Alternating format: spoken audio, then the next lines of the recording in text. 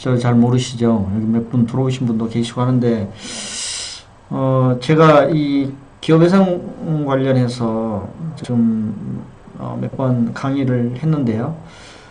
항상 앞부분만 하다가 뒷부분 못하고, 또 실무적인 부분을 좀 못하고 그래서, 강의를 매번 듣는 분이 들으면 뒤쪽 부분이라든지 실무적인 부분을 얘기하겠는데, 처음 듣는 분도 있고 해서, 그걸 믹서해서 하도록 하는 게 맞을 것 같습니다.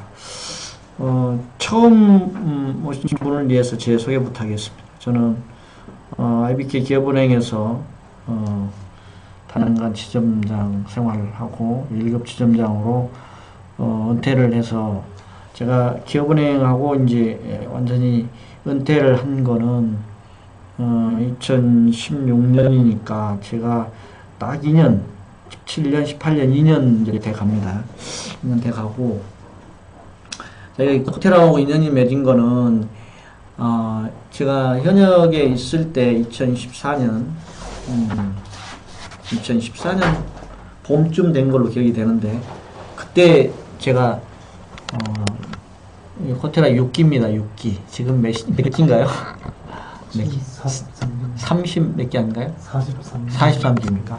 6기였기 때문에 6기를 마치고부터 제가 이 강의를 하고 있었는데, 그때 강의는 주로 이제 우리 금융권에 있었던 기업에 대한 대출, 또 이제 재무 분석, 또 기술 창업 관련 자금, 뭐 여러 가지 기업의 구체적인 필요한 자금들 쪽에서 주로 강의를 했었고요. 그 뒤로도 계속 저만큼 많이 여러 가지 다양한 주제로 강의하시는 분은 지금까지 지켜본 바에 제가 유일하지 않나 하는 생각이 들고요. 제가 지금 있는 거는 이거 법정관리기업, 거기에 지금 CRO로 있습니다. 법정관리기업 CRO라고 하면, 전에는 법정관리기업이라고 얘기를 했는데 지금은 기업회생이라고 합니다. 기업회생이라는 용어를 씁니다. 법정관리라는 용어는 지금은 안 씁니다. 그래서 지금 여러분들이 그 컨설팅을 하시면 주로 뭐 오너들이나 아니면 중소기업들을 하게 되는데, 중소기업들을 하시게 되면 우리나라 기업이 여기 뒷면에도 보시면 알겠지만, IMF를 겪으면서 이 기업회생이라는 이 부분이 부각되면서 여러 가지 바뀌게 됐는데요. IMF 때 뭐 대기업, 큰 기업들만도 많이 이렇게 퇴출됐고, 은행들도 많이 무너졌고, 리먼 브러더스 사태 터지면서 또 그랬고, 이런 일들이 계속 번졌잖아요. 이러면서 이런 쓰러지는 기업들도 어떻게 하면 국가의 보호를 받아가면서 채권자와 채무자 간에 채권 채무를 조정을 해주면서, 일부 탕감해주면서 기업을 살릴 수 있는 방법을 국가에서 주도적으로 해봐야겠다라는 게 이제 기존에 해왔지만 그게 유명무실했기 때문에 이거를 이제 대대적으로 하게 됐던 겁니다. 그래서 지금은 서울 회생법원이라고 작년에 서울에만 이제 유일하게 그 회생 전문 법원장이 생긴 거죠. 지방에는 아직도 이제 그 파산부 내지는 민사부 쪽에서 담당을 하고 있는데요. 서울에 회생 법원이 생기면서 개인 회생까지 같이 하고 있습니다. 이게 보시면 채무자 회생 및 파산에 관한 법률, 지금 이 법률 안으로 다 통합을 시켰어요. 그래서 이 법률 안에 개인 회생까지 다 들어와 있습니다. 네. 기업이 부실 이렇게 부도가 어려워지는 원인을 보면 그 환경 변화에 이렇게 적응을 못하는 게 가장 크고요. 그것도 이제 영업 환경도 있고 그 산업 환경도 있을 겁니다. 거기에 따른 원인이 가장 크고, 그러니까 이 환경의 변화가 굉장히 주기가 단축되어 있을 뿐만 아니라 이제 글로벌화 되다 보니까 이런 환경 변화가 굉장히 단기간이고 또 이게 오픈화되다 보니까 특수한 기술이 있거나 자기가 뭐 특허라든지 이런 걸로 보호하지 않으면 언제든지 상대방에게 침범 당할 수 있는 그런 환경에 있다는 것하고, 그 다음에 대개 중소기업들이 대기업에 예속되다 보니까 어떻게 뭐 투자를 하면 제가 뭐 일거리를 주겠다 해놓고 투자하다가 뭐 그냥 무너지는 경우, 또 뭐 대기업들이 투자해가지고 줄 것처럼 했는데 결국에는 수주를 안 해주는, 오더를 안 주는 경우, 그런 경우들이 많고요. 또 이제 잘 나가는 기업이 좀 이제 뭐 재투자를 해보기 위해서 다른 업종을 선택해서 하다가 그 분야에 뭐 문이 아니거나 좀 사양길에 있는 업종을 뭐 인수한다든지 서로 신설한다든지 이렇게 해가지고 뭐 기존에 있는 기업까지 같이 동반해서 부실화되는 경우도 많고, 또 이제 우발채무 현실화는 생각지도 않은 일들이 벌어지는 거죠. 그러니까 해외에 뭐 어떤 뭐 지급 보증을 한다든지 아니면 신용장이 발행한 것들이 잘못돼서 부실화된다든지 이렇게 가지고 우발 채무가 현실화됨으로 인해서 부실되는 이런 경우 등등이 많이 있습니다.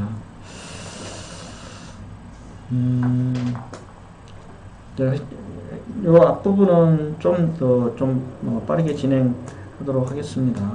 그 회생 절차는 아까 얘기했듯이 법정관리 기업들이 이 재정적 파탄에 직면한 채무자입니다. 재정적 파탄이라고 그러면 돈 문제입니다. 돈. 그러니까 현금 흐름이 여의치 않은 경우를 얘기하는 거예요. 이런 경우에 이해관계인의 법률 관계를 조정해서 기업이 다시 살아날 수 있도록 해준다. 이해관계인이라고 그러면 채권자, 채무자, 주주 크게 이렇게 대별해 볼 수 있을 겁니다. 그러니까 채권자는 채권을 다 받아가기를 원하고 채무자는 좀이라도 덜 주기를 원하는데, 이런 거를 이제 국가에서 이런 관계를 조정해 주는 겁니다. 일정한 원칙에 의해서 조정해 주는 거죠. 그래서 기업 회생을 하려면 기업의 계속가치가 청산가치보다 높아야 된다. 뭐 서로 모르시는 분들이 많이 들어오셨네요. 제 강의를 들으면 여러 유명해지는 부분들이 있습니다. 제가 꼭 이 부분만 갖고 얘기하는 건 아니기 때문에요. 그리고 이거는 여러분이 그 기업을 컨설팅 하실 때 항상 잘 나가는 기업만이 있는 게 아니잖아요. 우리나라 기업은 용속되는 기업은 사실은 없습니다. 용속되는 기업은 없기 때문에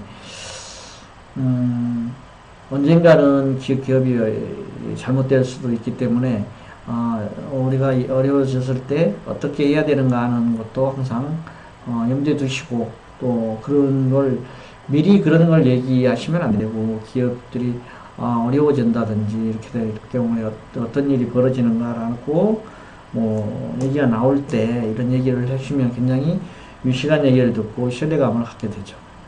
그래서 이제 그 재정적 파탄이라고 얘기하는 얘기는 현금 흐름이 안 좋다는 얘기예요. 그러니까 이런 돈을 줄 거가 있는데 어떤 자금이 안 나왔거나 이래서 결국은 압류가 들어오고 뭐 이래서 뭐 자금을 못 쓰게 되고 직원들 급여를 못 주게 되고 또 세금을 못 내게 돼서 세금 못 줌으로 인해서 통장에 압류가 되고, 뭐, 그 다음에 부동산에 압류가 되고, 그걸 처분하게 되고, 이런 상황에 직면한 채무자. 그러니까 이런 분들, 이런 채무자, 이런 기업들에 대해서, 기업의 회생을 도와주는 게 회생 절차다. 이렇게 하시면 되겠습니다. 이렇게 이제 회생 절차가 진행되면 여러 가지 개인적인 어떤 행위, 그러니까 법률적인 어떤 행위는 중지가 되는 거죠. 중지가 됨으로써 이제 법의 보호를 갖게 되고 법에 의해서 모든 게 이제 처리하게 됩니다. 연역은 뭐 넘어가겠습니다. 진행도는 뒤쪽에 이제 그림을 보고 하겠습니다. 이런 기본적인 용어는 알아두시는 것도 괜찮을 겁니다.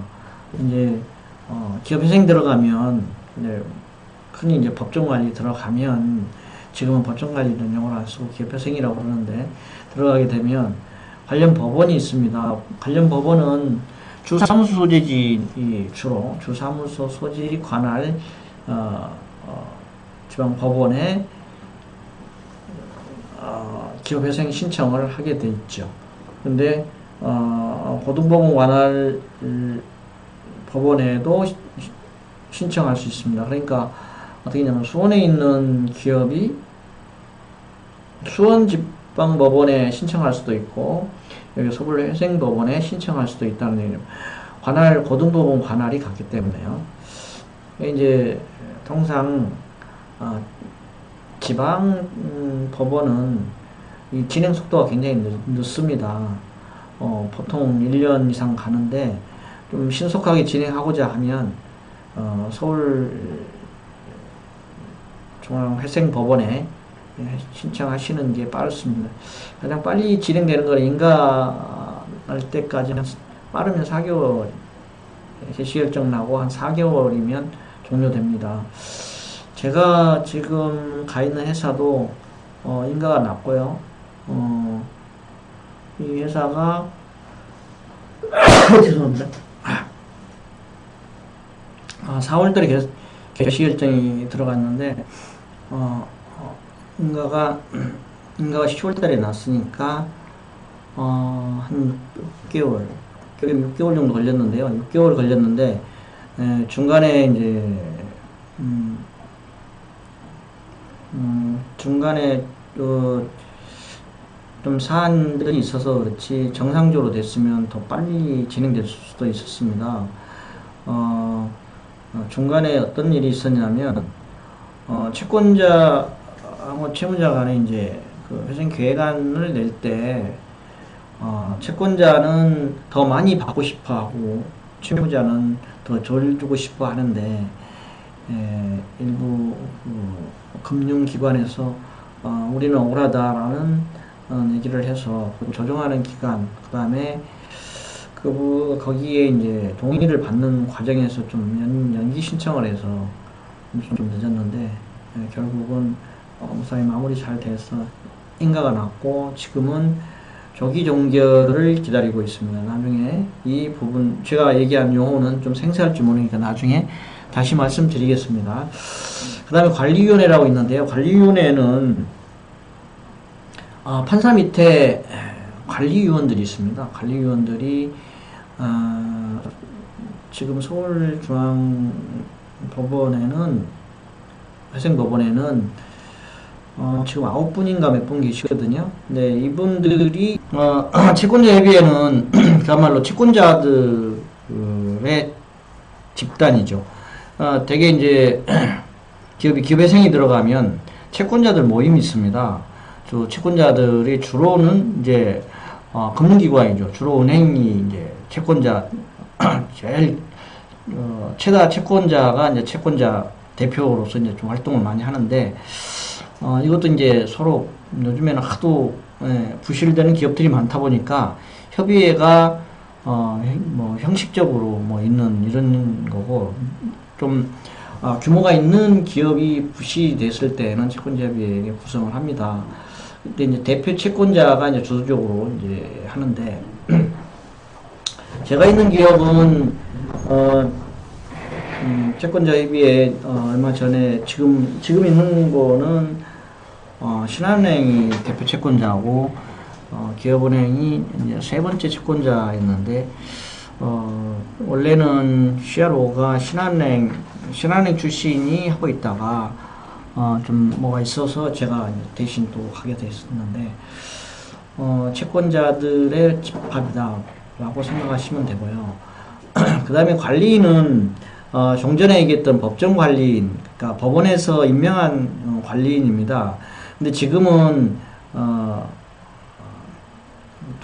해당 회사의 대표이사가 지금 관리인으로 임명하는 경우가 대부분입니다. 90% 이상이 관리인으로 하고, 관리인 이외에 제3자가 관리인으로 임명하는 경우는 기존에 있는 대표이사가 이 회사가 부실하게 된 직접적인 하자가 크게 있다든지, 아니면 채권자분들이 이 대표이사를 관리인으로 임명하는 것이 타당하지 않다라고 법원에 이를 제기해서 법원에서 판사가 관리인을 제3자로 임명하는 경우, 이런 경우가 있습니다. 실제로 저희 같은 경우가 CRO에 있다가 관리인으로 임명되는 경우도 실제 있었고요. 그런 경우에는 대개 중간에 이제 어떤 진행하는 과정에 있어서 관리인은 채권자와 채무자의 중간 입장에 있어서 기업을 회생하기 위해서 관리를 해야 되는데, 주로 이제 채무자이면서 관리인이다 보니까 중간에 뭐 자금을 유출한다든지 아니면 수주 내용을 일부 빼돌린다든지 이런 악의적인 일이 발생함으로 인해서 관리인으로서 자격 상실되는 그런 경우 있거든요. 그러니까 대표이사도 박탈되고 그러는 거죠. 그 다음에 조사위원하고 회생 컨설턴트인데, 회생 컨설턴트는 요즘에 중소기업진흥공단이라든지 이런 데서 이 회생 기업을 위해서 컨설팅 해주는 경우가 있습니다. 이런 경우에는 실제 이제 기업 회생이 들어갔을 때 조사위원이 하는 이 일과 비슷하다고 해가지고 그 부분을 생략하는 경우가 있습니다. 그러니까 사실은 기업 회생이 들어가면 조사위원의 역할이 굉장히 중요합니다. 조사위원의 역할은 뭐냐면, 조사위원은 기업회생 기업에 들어가서 개시결정일을 기준으로 월말 기준으로 해서 재무제표를 작성한 것을 기준으로 해서 이 회사의 총 지금 현재 재산이 어느 정도인가, 얼마인가를 실사를 합니다. 실사를 하고 이 회사가 향후에 10년 동안 벌어들일 수익이 얼마인가까지 합니다. 그러니까 10년 동안 얼마만큼 벌어들일 것인가 하는 거를 이제 전문 용어로 계속가치, 계속가치라고는 표현을 씁니다. 계속가치, 기업 계속가치라고 표현을 하고, 그 다음에 현재 있는 자산이 얼마인가 하는 거는 청산가치 이렇게 표현합니다.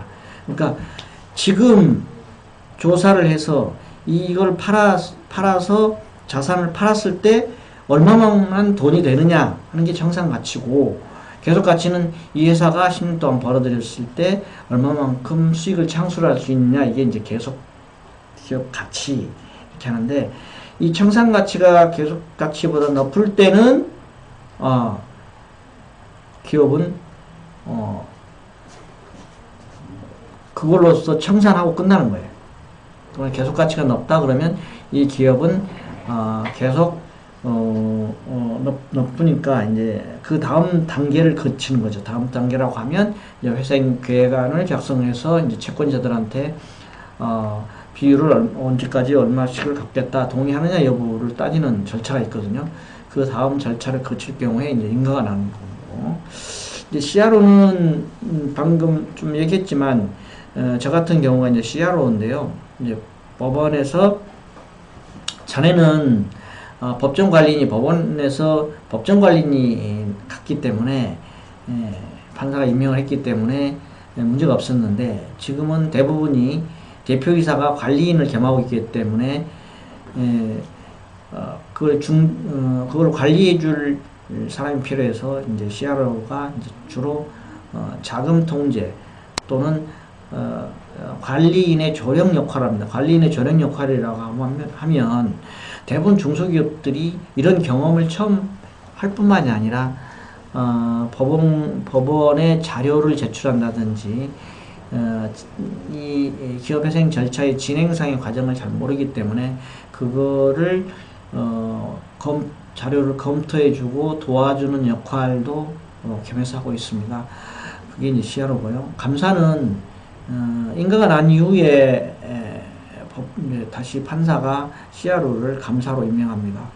감사로 임명하면 최소 1년 단위로 최대 3년까지 이제 근무할 수 있는 이런 관련 기관 기구를 말씀드렸고요. 그 다음에 넘어가지를 않네. 이거 왜 넘어가지를 않지?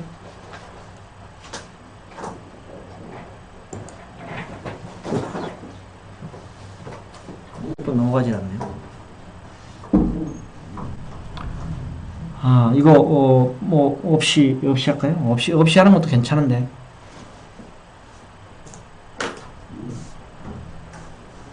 이게 왜 넘어가지가 않죠?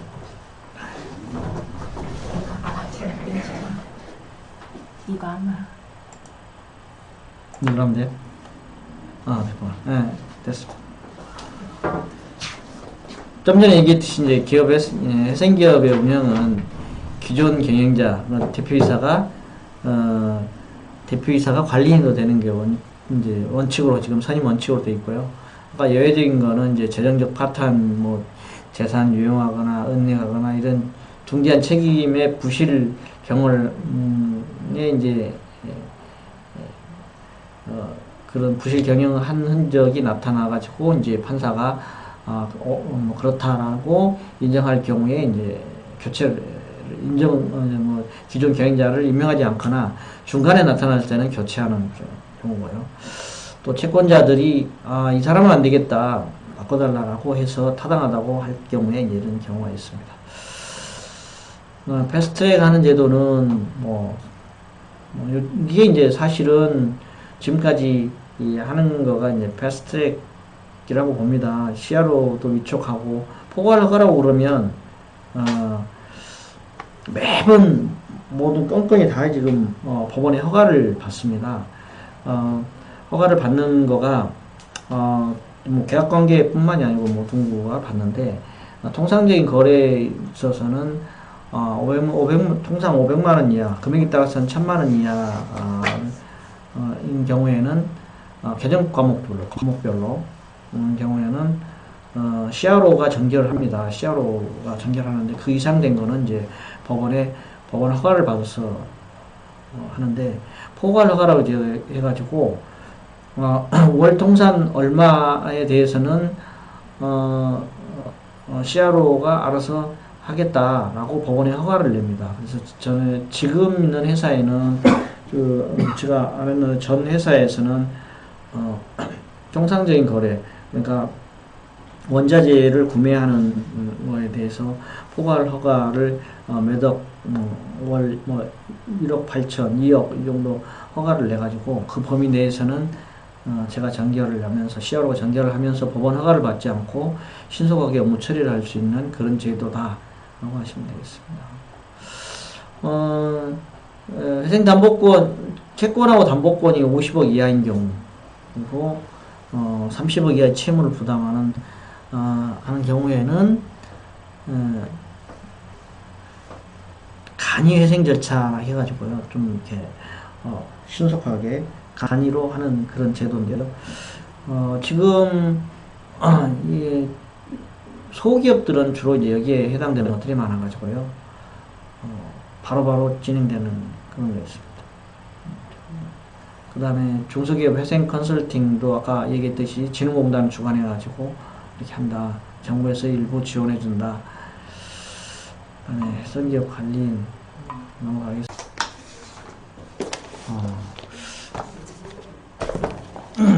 거기 원고에 없는 걸로 지금 하겠습니다.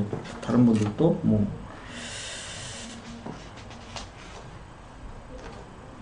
되게 이제 부실기업 관련이니까 그러면 부실기업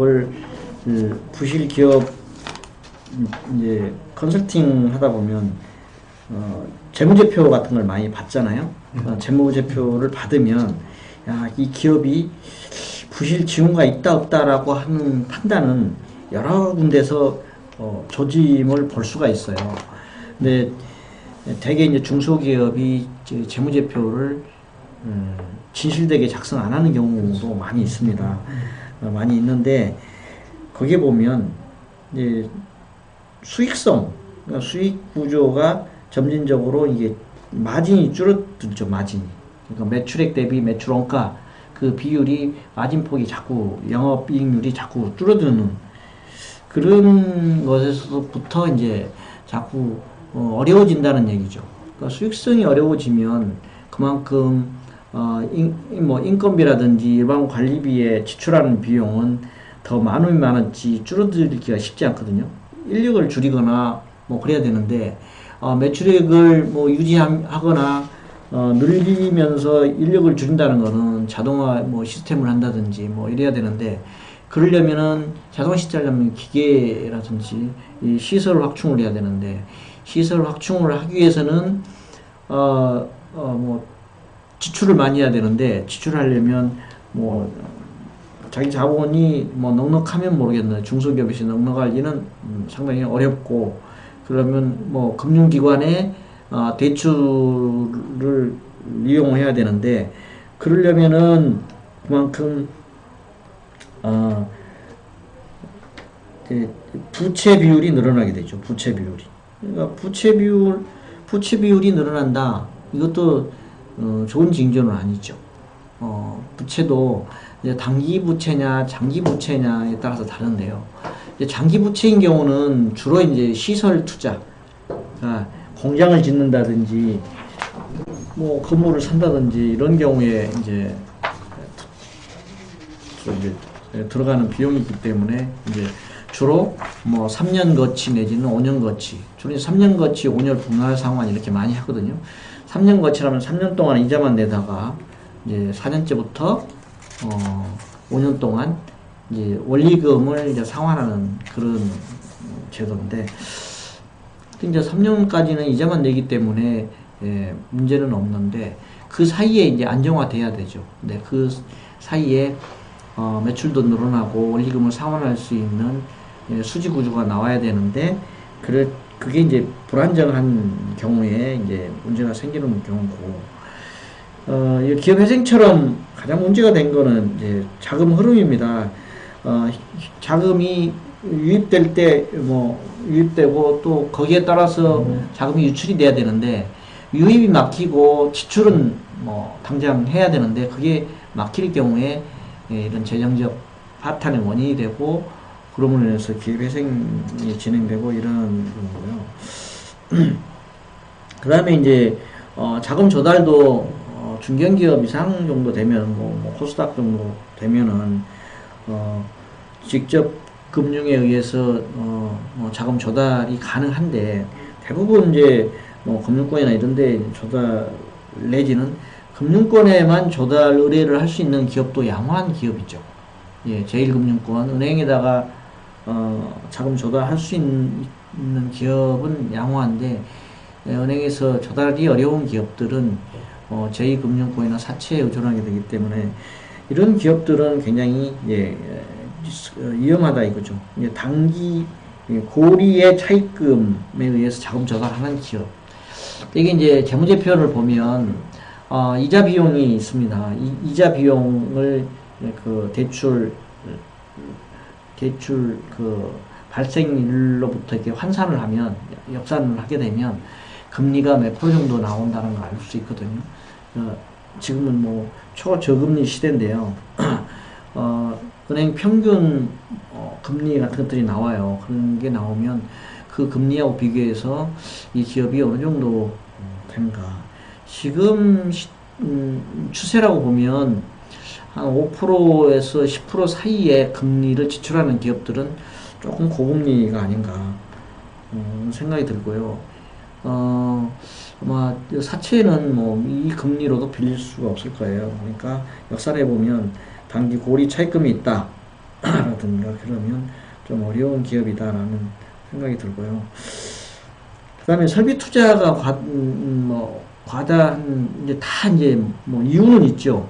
뭐 이렇게 투자를 하면 매출이 얼마 늘어날 것이다 하는데, 뭐 그러한 철저한 준비를 하고, 투자를 하는 건지, 아니면 뭐 그냥 어떻게 될 것이다라는 막연한 추측 내지는 대기업이 뭐 어떤 공식적인 계약도 없이 이런 시설을 갖추면 수주를 오다를 준다라고 얘기를 한 경우 그런 경우는 상당히 위험하다는 얘기죠.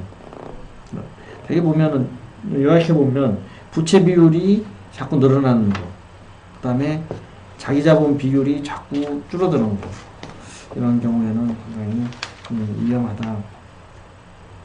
그 다음에 이제 판매 부진도 마찬가지죠. 제품이 제 사이클에 돌아가서 팔고 또 신제품이 나온다든지 그 제품이 잘 소진이 되면 또 제품을 만든다든지 그래야 되는데, 기존 제품이 사이클에서 쇠퇴기 있다든가 이러면 정체되면 그 제품이 판매가 안 됨으로 해서 재고 자산이 늘어나고, 재고 자산이 늘다 보면 그만큼 자금 유입이 없게 되고, 자금 유입이 없게 되면 원자재 구매를 하는데 제한되고, 그래서 수익성이 악화되고 자금 압박이 되고 이런 현상들이 계속 악순환이 되는 경우.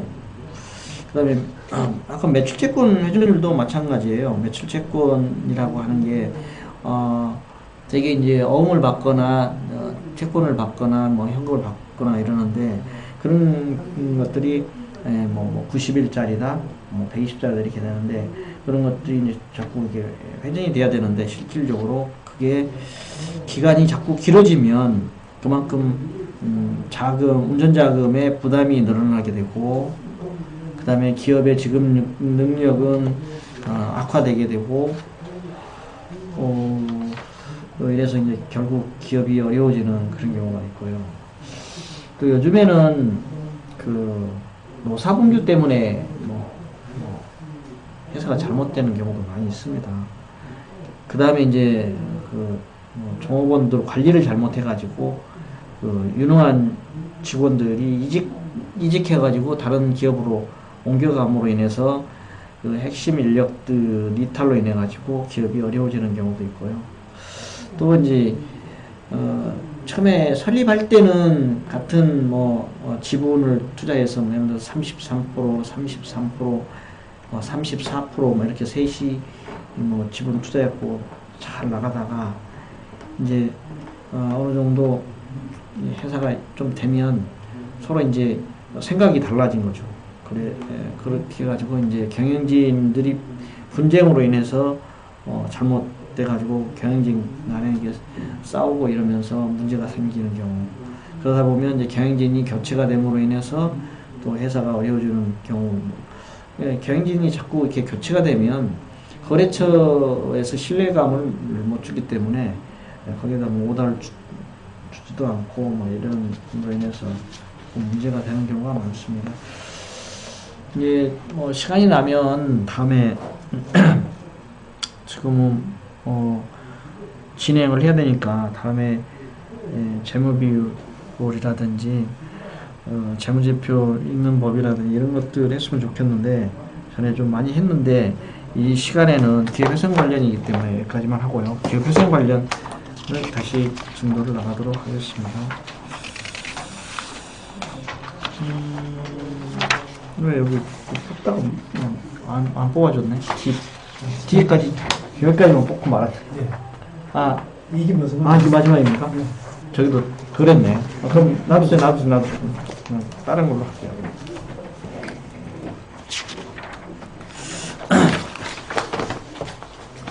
가장 이제 전에도 궁금해하는 부분들을 제가 몇 가지 집어서 말씀을 드리겠습니다. 회생 신청을 하려면 서류가 뭐뭘 준비해야 되는지라고 물어보는 분들이 많이 있었어요. 네. 기본적인 거는 회사에 있는 자료들입니다. 다 대부분 회사에 있습니다. 대부분 회사에 있다는 게 아니면은 발급을 하면 돼요. 법인 등기부 등본 그거는 발급할 수 있잖아요. 근데 법인 등기부 등본이 지금 살아있는 것만 하는 경우 말소 있는 걸 다 포함해서 해야 돼요. 그게 포인트고, 그 다음에 사업자 등록증 다 있을 거고, 그러면 공장 등록 증명서가 있는 데도 있고 없는 데도 있고, 있으면 있는 대로 없으면 없는 대로. 그 다음에 정관 다 있고, 정관 꼭 있어야 됩니다. 그 다음에 주주 명부. 되게 이제 중소기업은 주주 명부라 해봐야 본인, 자기 아들, 며느리, 아니면 자기 부인, 이렇게 있는 게 주주 명부. 그래도 주주 명부는 있는 거고, 그 다음에 회사 연역이라든지 회사 속에서 요거는 있는 기업도 있고 없는 기업도 있는데 간단하게 만들면 됩니다. 회사 연역. 그 다음에 이제 그 은행 거래하게 되면 대개 은행에서 신용조사를 한다고 이 정도는 회사 연역, 회사 속에서 법인 등기부 등본, 사업자 등록증, 정관, 주주명부, 공장 등록증명서 이런 거 해달라고 합니다. 그 다음에 조직도라든지 인원 현황이라든지 이런 것도 이제 좀 필요하고요. 그 다음에 임원들 이력서하고 임직원 담당 업무, 대개는 임직원이 1명, 2명 이렇게 있기 때문에 총괄 이렇게 되는 경우도 있고, 담당 업무가 분할되어 있는 경우도 있는데요. 이력서하고 이제 학력 이런 거, 주요 경력 이런 거 들어가죠. 그 다음에 중요한 게 이제 취업규칙 들어갑니다. 취업규칙이 이제 나중에 이제 종업원들과의 관계 이런 것들 때문에. 그 다음에 관계회사가 있으면 관계회사 현황도 들어가고요. 그 다음에 사업에 각 민허가증이 있으면 그런 것도 있어야 되고, 그 다음에 부동산 등기부 등본도 이제 거기에 압류돼 있거나 이런 것들이 돼 있을 수 있거든요. 이제 그런 거 이제 중지 명령을 내려야 되기 때문에 그게 필요한 거고. 그러니까 자동차가 있을 거니까 자동차 등록증도 있어야 되고, 이제 중소기업들은 대개 보면 부동산 임대차 계약을 하는 경우도 있고, 공장, 그 다음에 기계 리스 계약하는 것도 있거든요. 그래서 리스 계약서라든지 임대차 계약서, 부동산의 임대차 계약이든 공장 임대차 계약이든 또 기계라든지 이런 거 리스 계약이든 이런 계약서가 필요한 거고요.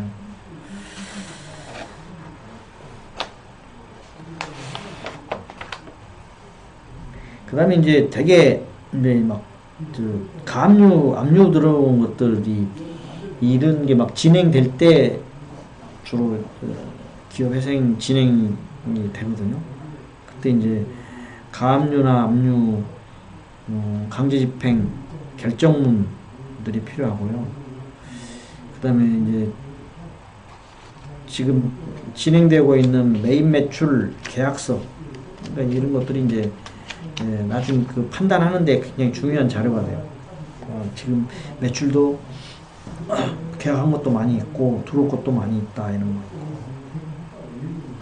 그다음에 모든 자료는 기업에 이제 물론 기업이 태생한 지 5년이 안 됐으면 태생한 때로부터지만 최근 5년간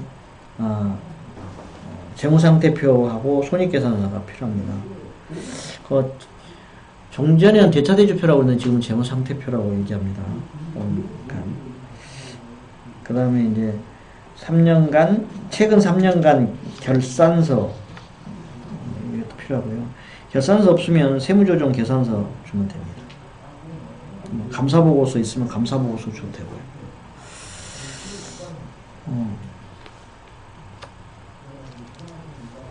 그 다음에 이제 중요한 게 이제 채권 채무 관계 관련해 가지고 명세서가 필요하거든요. 이제 뭐 은행에 뭐 금융기관에 얼마만큼 채무가 있다. 또 개인 사채로 뭐 얼마가 있다. 이게 뭐 채권자는 누구고 채무 갚아야 될 금액은 얼마고 발생한 사유는 뭐다. 이런 것들이 쭉 있습니다. 그럼 직원들 급여 대장. 직원들 급여 대장 이게 나중에는 이게 공익채권이라고 그러는데요. 이게 좀 중요한 자료가 됩니다. 그 다음에 급여를 다 줬는지 안 줬는지에 대한 것도 있거든요. 그 어음 발행해갖고 부도났으면 당장 어음 발행 현황도 있어야 되고, 그 다음에 채권자들 다 이제 주소가 필요하고,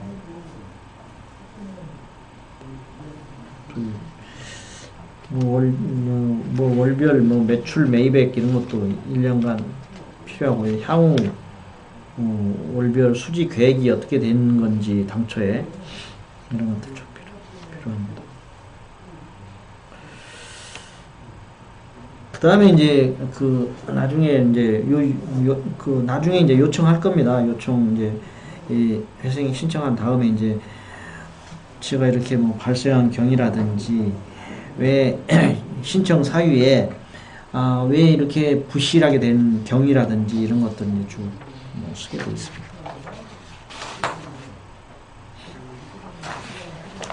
그 다음에 이제 법원에서 이제 가장 중요하게 생각하는 법정 관리인, 지급을 하면 관리인, 법률 대리인, 법률 대리인, 법률 대리 관리인 이렇게 관리인이라고 하는데요. 그 관리인이 지켜야 될 일이 있습니다.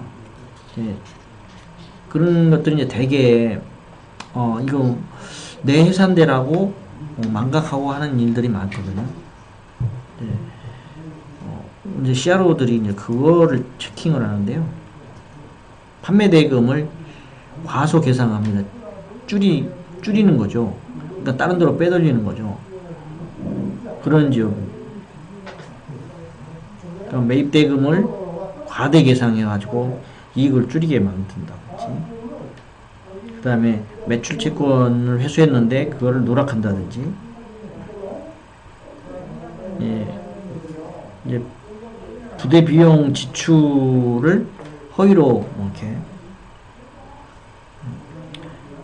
작성해가지고 지출 행위를 한다든지, 그 다음에 판매처가 실제 거래를 하지 않는데도 가상의 판매처를 만들어서 빼돌린다든지, 그 다음에 매입 허가 실제 가격하고 차이가 나게 가짜 서류를 작성한다든지, 불필요한 비용 지출이 있다든지 등등, 하여간 관계사하고 거래를 만들어서 페이퍼 캠페인을 만들어가지고 빼돌린다든지, 그 다음에 가공의 임직원을 둬가지고 급여를 지출한다든지, 실제 그런 게 있습니다. 저도 이 회사 말고 전 회사 가가지고는 친인척이 7명 있더라고요.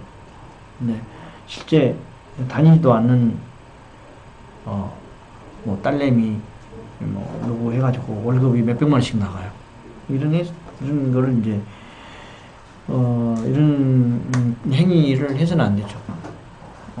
채권자들이 얼마나 이게 분통이 터지겠어요.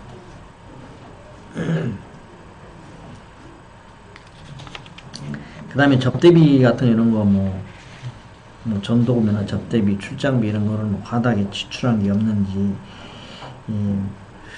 이런 것들을 이제 관리를 제대로 하는지라고 보는 거죠. 제가 지난번에 이제 하려고 했다 못한 부분들이 많은 부분 중에 하나가 회사 절차를 한번 쭉 얘기를 해볼게요. 처음에 법원에 이제 기업회생 신청을 합니다. 기업에 회생 신청을 하면 신청서 양식이 있어요. 신청을 하면 판사가 날짜를 잡아서 부릅니다. 그것보다 신문이라고 그래요. 신문. 이제 대표자가 신문하러 갑니다. 그래서 이제 신청한 내용과 사실 여부를 실제 인물을 쳐다보면서 신문을 하는 거죠. 이게 맞는지 여부, 있는지 여부. 그래서 실제 맞고 이 회사는 기업회사에 신청을 해도 되겠다라고 판단되는지 여부를 신문을 하는 거죠. 그래서 왜 타당하다고 판단이 되면 기업회생 개시 결정을 합니다. 개시 결정을 내립니다. 개시 결정을 내리면 개시 결정문이 이제 송달이 되죠. 그러면 모든 채권자들한테도 통보가 되고 해당 회사에도 이제 통보가 되는 거죠. 통보가 되면서 개시 결정과 함께 관리인 지명을 해요. 관리인 지명. 그러니까 신문하는 과정에서 이 문제가 있다라고 판단이 되면 제3자를 관리인으로 임명하고, 그렇지 않다면 이분을 관리인으로, 대표자를 관리인으로 임명하고, 그 다음에 조사위원한테도 임명장을 줍니다. 조사위원은 판사가 불러요. 그러니까 순번에 따라서 조사위원하고, 그 다음에 CRO도 부릅니다. CRO도 이제 면접을 봐가지고 합격한 사람한테 불러서 조사위원 임명장 주고 관리인한테도 임명장을 줍니다. 그래서 이제 개시 결정이 나면 그 다음에는 이제 채권 신고를 하는 거죠. 채권 신고. 채권 신고 기간을 정해갖고 채권 신고를 하면 채권 신고된 내용을 가지고 기업에서는 이제 시부인표를 작성합니다. 이 채권은 이게 타당성이 없다. 이거는 사실과 무관하다. 그러면 뭐 부인하면 되는 거고, 뭐 시인하는 건 시인하는 거고. 그 시부인표를 작성해서 제출하면 법원에서 그걸 이제 따지는 거죠. 이거는 시인하고 이거는 부인하고. 근데 또 부인한 거에 대해서 이 일을 하게 되면 조사 확정 재판으로 넘어갑니다. 이게 다시 조사 확정 재판은 해당 판사가 하는 게 아니고 제3자가 이제 다른 판사가 이제 날짜를 정하고 하는 건데, 그거는 뭐 없다고 쳐야 이제 절차가 간단하니까 없다고 치면 그 다음에 이제 조사위원이 나와가지고 이 회사에 대해서 조사를 합니다. 그러니까 청산 가치가 얼마고 계속 가치가 얼마인지 조사를 보통 3명 정도 갖고 며칠 하고 한 2주에 걸쳐서 작성을 하거든요. 그러니까 작성해가지고 회사에도 보내고 법원에도 이제 제출을 해요. 그러면 여기서 1차적으로 이 회사가 계속 진행이 될지 안 될지라는 게 결정이 돼요. 청산가치가 높으면 이 회사는 여기서 끝이에요. 이 회사는 청산해가지고 채권자를 나눠주고 끝. 이게 아니고 계속 가치가 높다. 그러면 이제 판사가 다음 절차 진행. 그러면 이제 그 다음 절차는 이제 회생 계획안을 제출하도록 돼 있어요. 계획안을 이제 회생 어떻게 할 건지 10년 동안 어떻게 할 건지 계획안을 짜가지고 요걸 가지고 이제 법원에 제출하는 거죠. 근데 법원에 제출만 해서 되는 게 아니고 채권자들한테 동의를 구해야 돼요. 왜냐면 이 회생 계획안은 내가 100% 다 갚는다고 돼 있다면 동의할 필요도 없죠. 동의 뭐 요청할 필요도 없는데 그렇게 안 하고 대부분 뭐 회생 담보권, 회생 채권 이렇게 조가 나뉘어요. 회생 담보권조는 채권자의 75% 이상 동의를 해야 되고, 회생 채권조는 3분의 2 이상 동의를 해야 되기 때문에 각 조별 구분해가지고 동의 절차를 거쳐야 되기 때문에 대부분 회생 담보조는 거의 100% 상환하는 걸로 돼 있지만 회생 채권조는 뭐 예외적인 경우는 100%까지 상환하는 경우도 있고, 뭐 적게는 뭐 10%, 20% 이렇게 상환하는 경우도 있는데, 보통 제가 다녀본 회사는 35%에서 45% 정도 상환하는 걸로 이렇게 되어 있습니다. 그게 이제 통과가 되면 이제 인가 절차가 있습니다. 인가가 나면 그게 따라서 이제 10년에 걸쳐서 갚아가면 돼요. 그러니까 이제 탕감을 35% 갚겠다라고 하면 65%에 대해서는 주식으로 줍니다. 주식으로 줍니다. 중소기업에 주식 줘봐야 이제 빈 껍데기인데 그걸로 실제로 중고로 이렇게 치는 거죠. 그러면 인가가 나면 회사는 그대로 이행하면 되고, 만일에 인가가 안 나면 그대로 회사는 처음부터 원점으로 다시 돌아가서 없었던 걸로 이제 됩니다. 그러면 다시 기존에 뭐 압류했던 거, 뭐 강제 집행하려고 했던 거 이런 것들은 그대로 존속하니까 기업이 이제 다시 힘들어지죠. 그러니까 이제 인가가 나면 모든 것들은 이제 그 회생 계획안대로 이행만 하면 문제는 없어요. 전혀 문제가 없고 그렇게 하면 되는데, 실제 중소기업이 그렇게 진행되어 있는 경우는 굉장히 드뭅니다. 쉽지 않아요. 쉽지 않은데, 쉽지 않은 게 왜 그러냐면, 기업에 회생 들어갔다고 그러면 기업이 쉽게 그 기업에 오다를 주거나 아니면 원자재를 사는 자금을 주는데 인색하죠. 뭐 잘 돌아가는 기업도 돈부터 받으려고 하는데, 돈부터 주고 원자재 주려고 하는데, 이런 기업들이 돈이 얼마 있겠어요? 다 뭐 강한 외상으로 살려고 그러고 뭐 하는데, 기존에 뭐 신뢰 구축을 잘 해서 이 기업이 정말 믿을만하다, 이 기업은 살아가는데 뭐 앞으로 확실하게 잘 돈을 갚고 잘 할 거다라고 신뢰감을 주지 않은 이상은 원자재도 대금도 예상으로 잘 안 줄 것이며, 뭐 돈을 받고 준다든지 이렇게 하기 때문에 상당히 꾸려가기가 상당히 힘들고, 또 직원들도 뭐 급여를 구조조정을 해야 되기 때문에 법원에서는 가능한 깎지 말라고는 하는데 뭐 안 깎을 수는 없고, 여기 이제 막 깎이거나 막 급여가 막 늦게 주거나 뭐 이러면서 직원 이탈들이 많이 생겨요. 그러다 보니까 회사들이 어려워져서 이게 계속 이 기업이 종결까지 가기가 쉽지만 않아요. 그래서 지금 어떻게 하느냐, 제가 있는 기업도 지금 조기 종결 하려고 지금 신청 준비 중에 있어요. 그래서 지금 일부 금액을 미리 상환하고 종결을 하려고 하는데, 종결한다는 의미는 법원 타치만 안 받을 뿐이지, 이 기업은 이제는 넌 여기서 법원을 떠나지만 법원의 구속에서 벗어난다, 네 알아서 이제 제대로 갚아라, 이런 뜻이에요. 이제 법원에서는 자꾸 이런 부실한 기업들이 자꾸 늘어나기 때문에 이런 기업들을 조기 종결 시키려고 노력을 많이 합니다.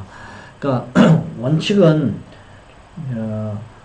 기업 회생에서 벗어나려고 하면 이 기업이 앞으로 상환하는데 전혀 지장이 없고 잘 꾸려나갈 수 있다라고 판단될 경우에 이제 한해서 이렇게 하는데, 그러면은 일부 금액만 내도 조기 종결 시키는 경우가 있어서, 문제는 이제 채권자들 반대하는 경우도 있어요. 왜냐면 도덕적 행위다, 빚을 일부 탕감을 시켜줬더니 얘를 조기 종결 해가지고 또 이게 갚을지 말지, 또 뭘 해먹을지, 아까 제가 얘기했던 뭐 이런 뭐 여러 가지 도덕적인 해이 현상이 또 일어날지도 모르는데 라고 하면서 요즘에 좀 내부적으로는 좀 시끄러운 것들이 좀 있어요. 있는데 여하튼 여기 서울 회생법원에서는 조기 종결을 굉장히 강요하고, 뭐 강요한다라기는 표현은 좀 그렇고 좀 이렇게 종용하고 있는 실정이고요. 또 이제 금융권에서는 관리를 좀 계속 해줘야 되는 거 아니냐는 시각이 있고 그렇습니다.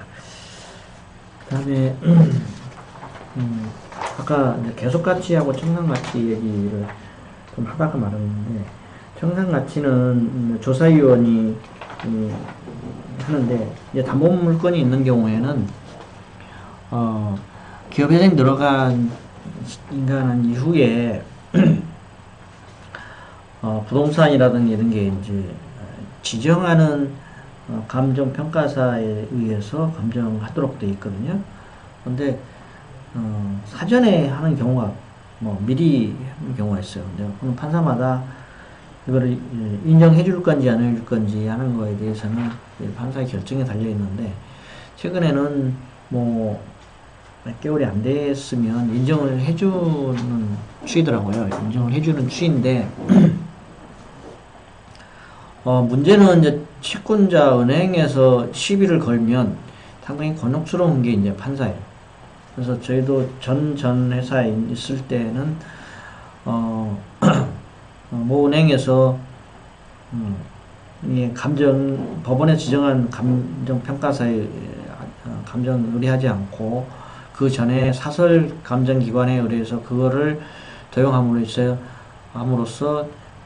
그 은행에서 채권을 다 회수할 수 있는데도 불구하고 감정 가격을 적게 해가지고 부실 채권이 생기게 만들었다 했고 이의 신청을 했어요. 그래서 조사확정 재판을 벌였는데요. 이제 다른 판사가 그걸 보면서 합의를 적용을 해가지고 일정 금액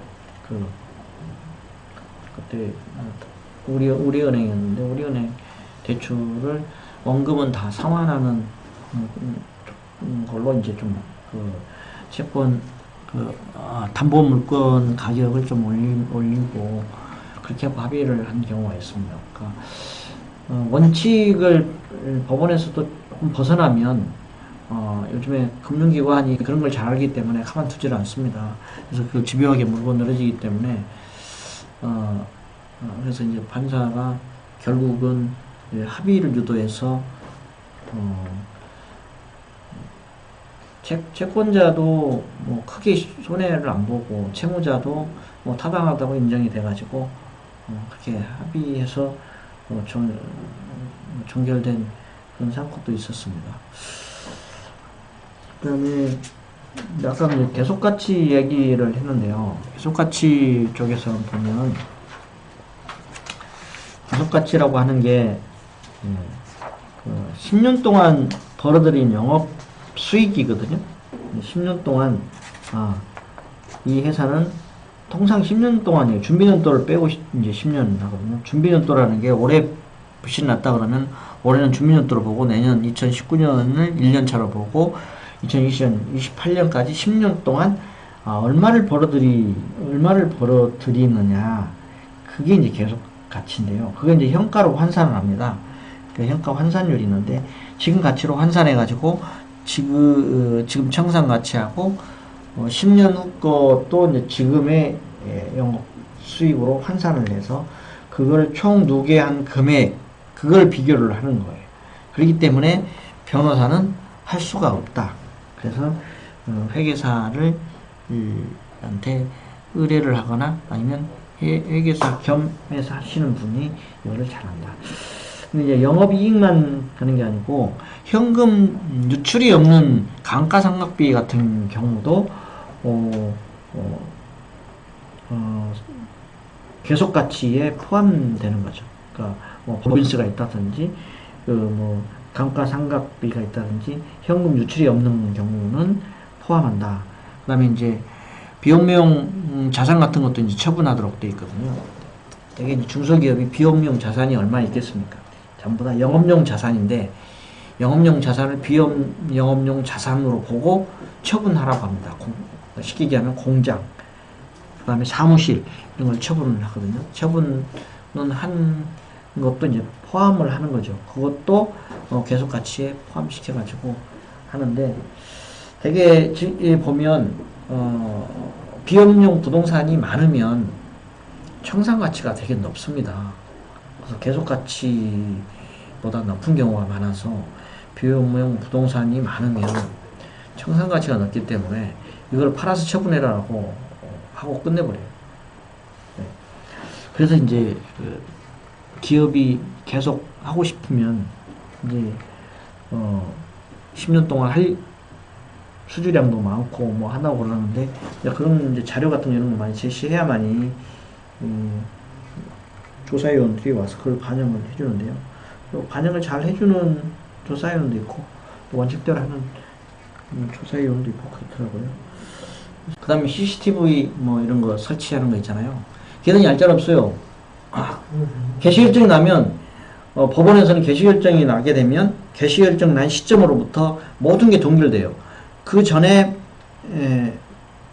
갚아야 될 리스료라든가 이런 게 갚을 수가 없어요. 못 갚게 돼 있어요. 근데 안 갚으면 얘들은 차를 끌고 가버려요. 그러면 다른 돈으로 비자금으로 막아야 돼요. CCTV 회사 공장에 이거 뭐 다 설치를 해놔야 되는데 그거 떼가버려요. 안 내면. 그 법적으로 지출이 안 돼요.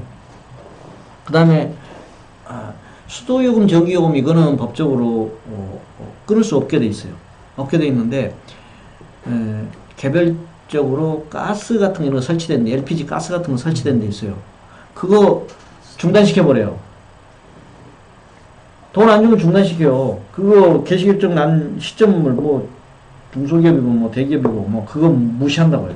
니 뭐 그 인정 안 해. 우리가 가스 대줄 때가 니네밖에 없냐 이거죠. 안 돼. 뭐 제가 시하러 가가지고 그때 여름이었는데 이 중소기업 사장이 너무 불쌍해가지고 제가 밤에 수박을 같이 사가지고 그 양반한테 사정하러 갔어요.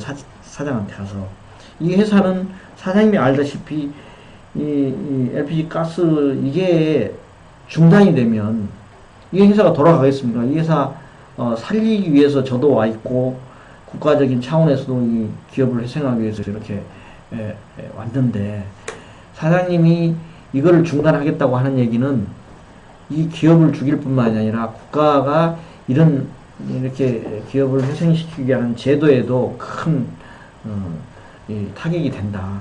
그러니 이거를 갚을 수 있도록 하기 위해서 이런 제도가 마련됐으니 좀 가스를 좀 계속 좀 대주십시오. 앞으로 되는 거에 대해서는 제가 법원에 허가를 받아서 미리 돈을 주고 사오도록 하겠습니다. 과거 거에 대해서는 저희가 법에 따라야 되기 때문에 어쩔 수 없습니다 하면서 사정사정한 거예요. 그게 처음에는 인정을 안 하더라고. 안 되겠다고 하더라고. 안 되겠다고 했는데, 예, 이제 요거는 또 다른 이면적인 얘기인데요. 일부 이것이 들어간 거예요. 일부 이거 안 들어가니까 안 돼요. 그런 돈이 또 있어야 되는 거예요.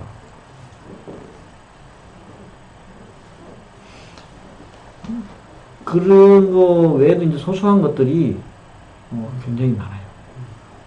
돈이 없으면 네, 못합니다.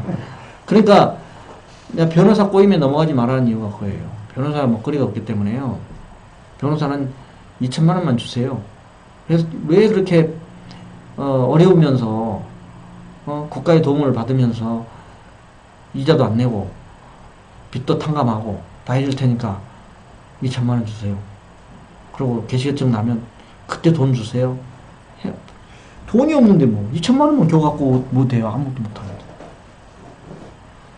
저희 그 고객 중에 한 분이 네. 그 이제 거래를 하던 이제 매출처가 지금 회생으로 들어가서 네. 그 매출 채권에 대해서 네. 그냥 걔네들이 주식으로 네. 주더라고요. 네. 그래서 이제 그러면은 우리 사장님은 나중에 뭐 반값이라도 이 주식 가치가 올라갈까 뭐 이런 기대를 조금 하는 게 있던데 그럴 수 있는 상황이 생기나요? 거의 없다고 보시면 돼요. 그러니까 주식으로 안 주면 그게 무슨 문제가 생기냐면요. 그 세금을 그러니까 세금을 엄청나게 무는 꼴이 돼요. 그거를 이제 증여 뭐 이런 게 해가지고 세금을 많이 물기 때문에 주식으로 주는 거예요. 근데 주식을 주는데 중소기업이 그 주식이 아무 의미가 없어요. 주권 행사만 할 수 있죠. 근데 뭐 겨우 뭐 지금 빚더미에 10년 동안 갚아도 갚을까 말까 하는데 그 주식은 별 의미가 없어요. 그래서 은행에서 대부분 은행이 다 채권자들이잖아요. 그러니까 제가 이제 기업은행 출신이지만 우리 기업은행 같은 경우는 다 중소기업 거래하잖아요. 다 채권자예요. 다 그 기업의 대주주예요, 대주주. 그런데 그거 있다고 돈을 받아낸 경우는 거의 없고요. 이제 회사들이 뭐 하려면 기업은행 가서 뭐 하려고만 해도 다 이제 뭐 해야 되잖아요. 뭐 추청하려면 다 손 벌려야 되냐 이런 것 때문에 그거를 싸게 사요. 싸게 사가는 경우가 있어요. 그 기업에서 나중에 이제 인간한 다음에 아주 저렴한 그런 기업에서는 기업은행 같은데 은행에서는 싸게 팔죠. 싸게 가져가죠. 그리고 재병합을 해요. 그 이제 매출채권 같은 거 이런 게 못 갚아가지고 기업회생 들어가서 그걸 이제 예를 들어서 30%는 10년에 나눠서 갚고 70%는 주식으로 주는 거예요. 주식으로 주는 게 1억인데 70%를 주식으로 한 7천만 원 주식을 받는단 말이에요. 이제 주식을 받으면 그걸 감자를 해요. 1차적인 감자는 기존 회사가 갖고 있는 자본금을 감자를 해요. 대개 감자를 3분의 1에서 10분의 1로 감자를 해요. 10억이다 그러면 1억으로 감자를 한다든지 그 회사가 1억으로 이제 감자를 해요. 감자를 한 다음에 7천만 원 있잖아요. 그럼 이 회사가 1억이 있고 7천만 원 있잖아요. 또 다른 쭉 있을 거 아니에요. 그걸 다시 재병합을 해요. 그걸 또 감자를 해요. 그러면 그 금액이 또 떨어져요. 그럼 실질적으로 주주권은 얼마 안 돼요. 천만 원. 예, 막 그렇게 문득 떨어지죠. 예. 감자를 할 때 감자 대금을 안 주고 그냥 그렇죠. 뭐 다 줄 돈이 어디가 있어요. 그냥 감자를 하는 거죠. 그러니까 그 감자 비율이 어느 정도 되게 하느냐 하면 대주주의 지분이 30%대를 넘지 않도록 35%, 33%인가 뭐 넘지 않도록 그 비율대로 감자를 이제 법원에서 이제 그렇게 허가를 해주죠. 회생 계획 안에 그렇게 돼요. 되게. 그러니까 내가 지금 있는 회사는 한 33%인가 4% 지분이 있고, 그 다음에 이제 기업은행이 신용으로 대출을 해준 게 많아가지고, 그걸 다 주식으로 받다 보니까, 1대주주다. 1대주주가 됐어요. 2대주주가 그 대표고. 그럼 불균등 감자가 되는 거네요? 예? 불균등하게 감자가 되는 거예요. 지분율을 30%뭐 그렇게 맞추려고 하면. 그 비율에 맞추다 보니까. 아니, 불균등하게는 하지 않아요. 균등하게 하는 거예요. 균등하게? 이제 어떻게 하냐면은, 제일 처음에 그 회사가 보유하건 주식에 대해서 감자를 먼저 해요. 네. 그거는 이제 그 회사 내에서 감자를 하는 거니까. 법원에서 감자를 하라고 그래요. 뭐 10분의 1 감자 내지는 몇 분의, 3분의 1에서 10분의 1 감자를 해요. 감자를 했잖아요. 그 감자한 금액하고, 주식 배분해 줬잖아요.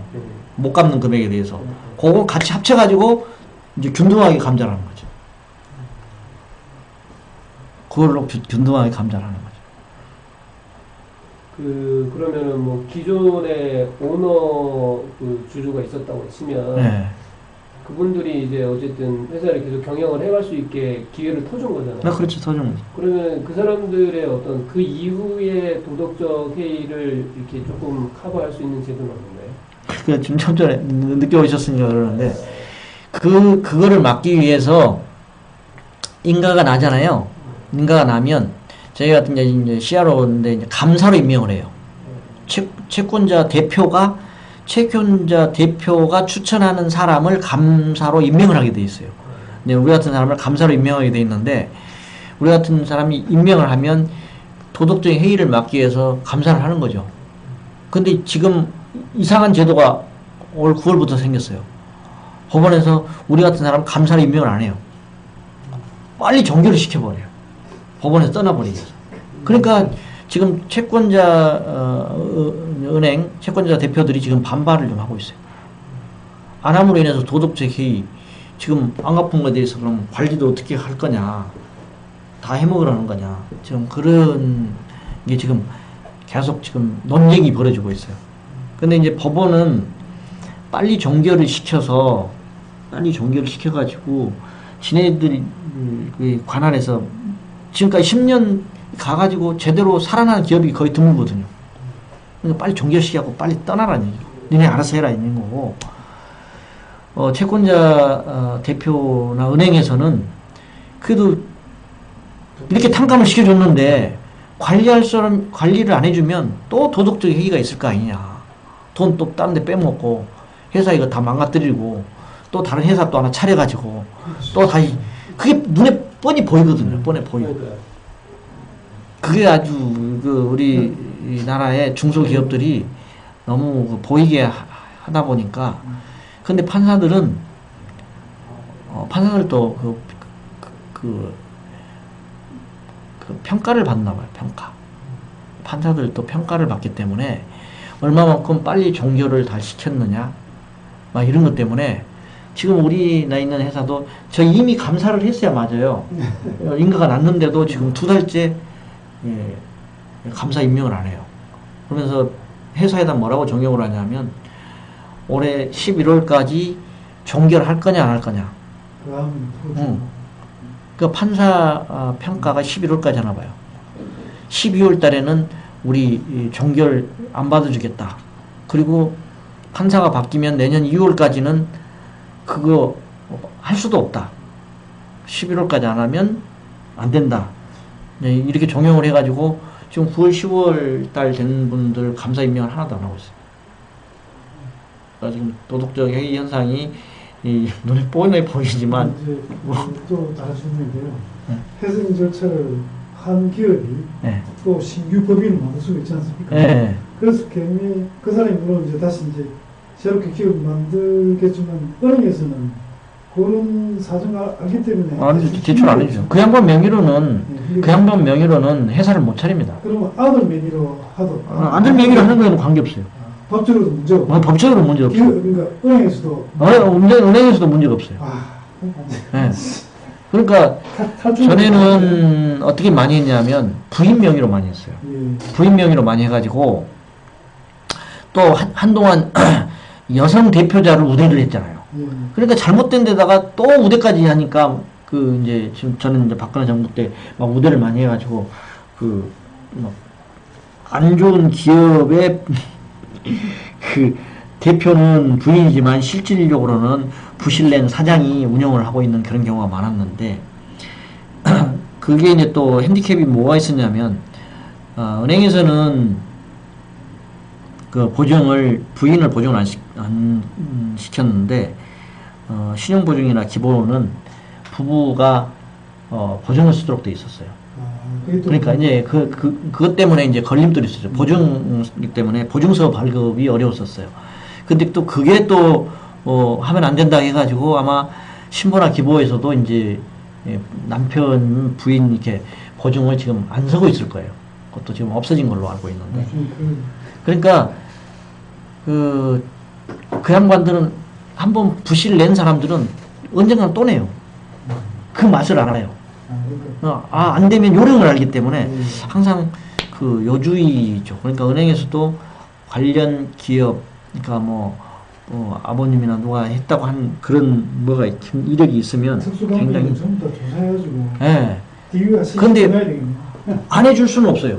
안 해줄 수는 없어요. 법적으로 요건이 되면 법적 요건이 되는데 안 해주면 또 민원이 들어가기 때문에 해줍니다. 해주는데 상당히 이제 그런 거에 대비해서 신용대출을 해서 적게 해준다든지 담보를 요구한다든지 이런 게 필요하죠.